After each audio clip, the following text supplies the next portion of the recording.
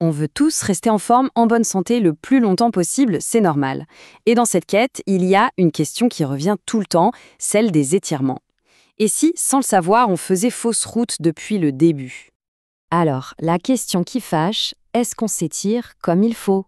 On a tendance à suivre les conseils d'un coach, à copier ce qu'on voit sur Internet, mais au fond, est-on vraiment certain que notre routine est la bonne? C'est une incertitude que beaucoup de gens partagent. Pour y voir plus clair, repartons de la base. La souplesse, c'est quoi? En termes simples, c'est l'amplitude de mouvement de nos articulations. C'est un capital hyper précieux pour notre santé, mais la science est formelle, il diminue, malheureusement, avec l'âge. On a tous entendu ce refrain. Pour être plus souple, il faut tenir l'étirement longtemps. Plus c'est long, mieux c'est. Ça semble logique, non? Sauf que, et si ce conseil cachait une partie de la vérité? Et si la durée, justement, pouvait poser problème? Et c'est là que ça devient vraiment passionnant. Parce que quand on pense étirement, on pense muscle. Logique. Mais on oublie souvent un acteur absolument crucial qui travaille en coulisses. Notre système nerveux. Pour bien visualiser, imaginez un nerf comme un câble de données, un peu comme une fibre optique, qui transmet des informations vitales à toute vitesse.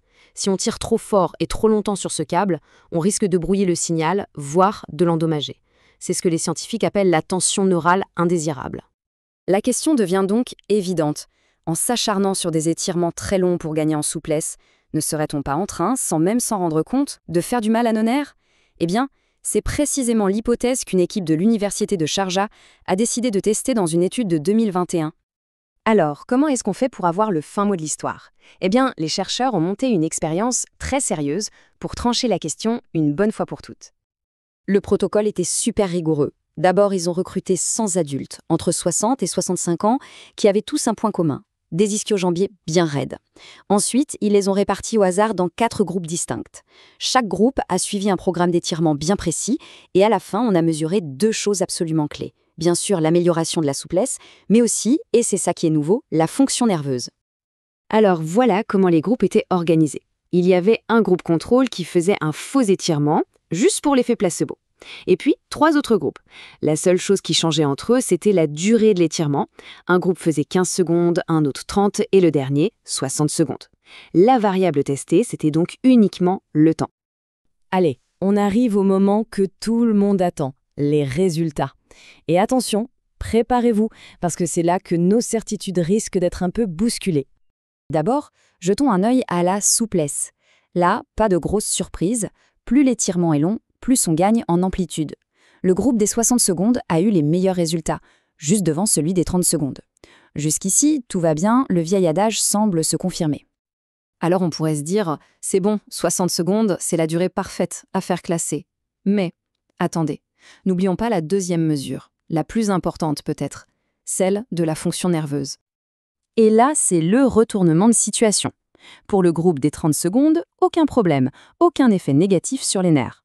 Par contre, pour celui des 60 secondes, on a observé une chute significative de la force du signal nerveux, un effet néfaste qui, en plus, a duré 24 heures. Tout est donc une question de compromis. Soit on opte pour 60 secondes, on gagne un tout petit peu plus en souplesse, mais on abîme la fonction nerveuse. Soit on choisit 30 secondes, on a un gain de souplesse presque aussi bon, mais sans aucun des inconvénients pour les nerfs. Vu comme ça, le choix est vite fait, non? Bon, alors concrètement, qu'est-ce qu'on doit retenir de tout ça? Quelle est la leçon à appliquer dans notre routine dès aujourd'hui? S'il n'y a qu'un seul chiffre à retenir de toute cette histoire, c'est celui-là, 30 secondes. C'est le point d'équilibre parfait, celui qui est validé par la science. Mais pourquoi ce chiffre est si spécial? Eh bien, parce qu'il permet d'avoir de vrais gains de souplesse qui durent, tout en évitant ce fameux danger de la tension neurale indésirable. C'est l'équilibre parfait entre l'efficacité pour les muscles et la sécurité pour les nerfs. En gros, ça offre le meilleur des deux mondes. Et ce n'est pas juste une interprétation. Voici la conclusion mot pour mot des chercheurs eux-mêmes. Leur recommandation est sans appel. Les étirements de 60 secondes mettent trop de pression sur le système nerveux et devraient être évités. C'est direct, c'est clair et c'est basé sur des preuves solides. Finalement, ce que cette étude nous montre, c'est qu'une idée reçue, même si elle semble logique, peut complètement voler en éclats face aux preuves scientifiques. Alors pour finir, ça pousse à réfléchir, non ? Quelles autres règles de fitness, qu'on considère comme du bon sens, mériteraient peut-être d'être un peu plus questionnées?